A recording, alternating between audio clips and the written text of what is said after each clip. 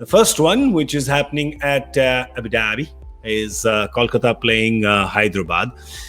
Got to speak about this. They both are coming off losses, and they're both coming off losses that. Is it, Lisa? Is it fair to say that some losses hurt more than others? Yes. Yeah. Absolutely. It does. Joy, Yeah. Joy, you know enough with being with Kolkata. Some losses do hurt more than others, right?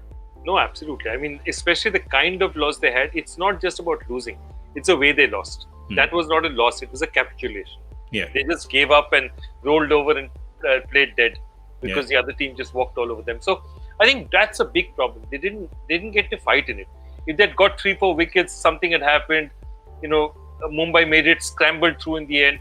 It's a different matter. You have a bit of confidence. This Mumbai just steamrolled them, and that hurts. The other thing as well is it is Mumbai Indians who are top of the table, and if you've got a pretty relaxed captain and coach, which they do, they're pretty easygoing guys. They could just go, you know what, we're allowed to have a blip in this tournament. Everyone has one. Not ideal, but let's suck it up and let's quickly turn it around. That's the other way they can look at it. But you never know in this bio bubble how teams are traveling. Their bowling has the last 2 games shown that obviously they are weaker for Sunil Narine not being there. And of course you would be because he's just such a champion. What if in place of Chris Green, you played Loki Ferguson, right? And in place of one of the Indian pacers, you played Kuldeep Yadav, right? So then you still have your 2 spin options with Kuldeep and Varun, because Varun's not making way for Kuldeep, right? That's not happening. Have they just forgotten an India spinner? Is he going to spend the rest of the season on the bench?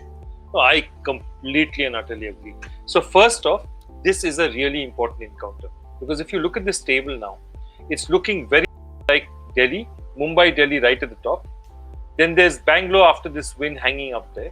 Okay, and that 4th spot, now that Chennai is out of it, Rajasthan is languishing, Punjab is languishing. The 4th spot, the 2 favorites for the 4th spot are playing tomorrow. Yeah. So this is not just about me winning. It's about me denying you points. Yep. So this match is not a 2-point swing. It's a 4-point swing. Yeah. Do you know why I say that? It's because you're bowling against, effectively you're bowling against Warner Best or Williamson, right?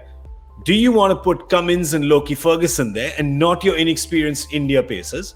And then if they survive that, then you want to have Kuldeep and Varun Chakravarti, right? I'm just thinking that it just seems like... For me, it's a no-brainer. You cannot play 2 inexperienced India pacers. I know Kolkata has had a lot of faith in them.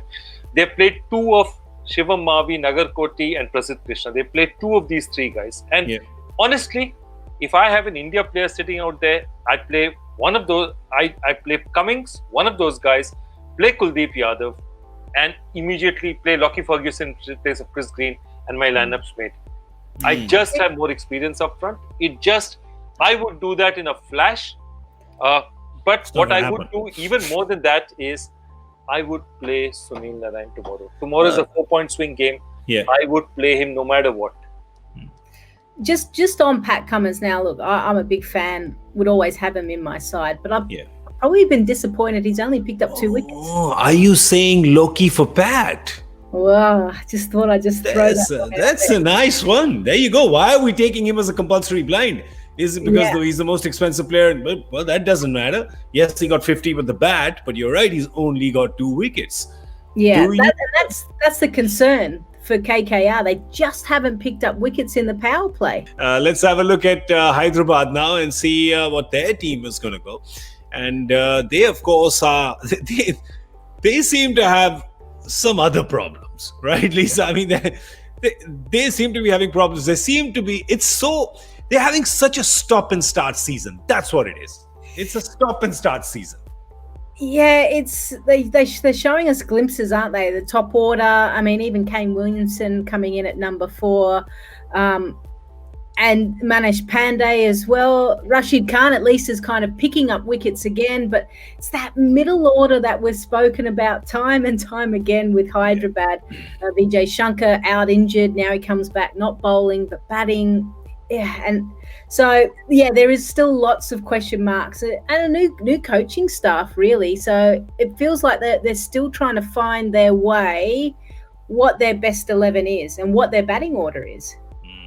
I don't like the fact that they left Abhishek Sharma out. I think, seen glimpses of what that kid can do. And I think he would have been a handy investment for the middle order. But they've also done Joy a fair bit of that little Russian roulette down there, right? They got one good game out of Garg and Samad and Abhishek, where your top three big internationals didn't get. So you got these guys doing a bit. And then they started rotating them. We'll only play 2 out of these 3. Then we'll play 1 out of these 3. Then they've done a bit of that. Yeah, absolutely. Look, let's be fair to them. I mean, they've had 2 crippling injuries. So their idea was they'd play Mitch Marsh at 4, who would give them 4 overs with the ball as well. And he was projected to play 14 games for them. And they had Mitch Marsh and Bhuvaneshwar Kumar opening the bowling, which looks a far more, accomplished bowling attack. Mitch goes down, Bhuvi goes down. They've lost both for the season. Yeah. So immediately all their plans have gone to mud. And that's basically what you're seeing is not plan B, this is plan C. Because plan B is Mitch Marsh out, but this is plan C. That Bhuvaneshwar Kumar is their, purple cap holder, their most successful bowler for the last 4 seasons. For him to go out and what he does with the new ball, takes wickets with the new ball, is very, very tough for them. So they're struggling on all accounts. They would love to play Billy Stanley. They can't find a place to put him because the moment I have Billy Stanley, I can't play Kane Williamson. My middle order is fragile. So this is a classic Dhoni example of fixing one hole, leaking hole, the other one opens up. But here again, Warner's your captain. Williamson just gives you what you give him this much, and you give him a lemon and he makes lemonade. That's what Williamson does. I don't know, would they ever think that, okay, fine, maybe we don't play Bairstow in a game or 2, maybe get somebody else up there and, I don't know, and then get another bowler, get a foreign bowler? Maybe. But they won't do it, right? That's not going to happen. They won't do it. But also, we were talking about Steve Smith tonight about how weird he's been playing, hasn't been his fluent self. Same thing with Warner. It's almost like he's playing, he's driving the car with the handbrake on. He hasn't kind of let it go so we can see his free-flowing bat. So, these players that we expect, I feel like I'm talking a lot about the Australians who just aren't delivering at the moment, but they need to be a little bit better.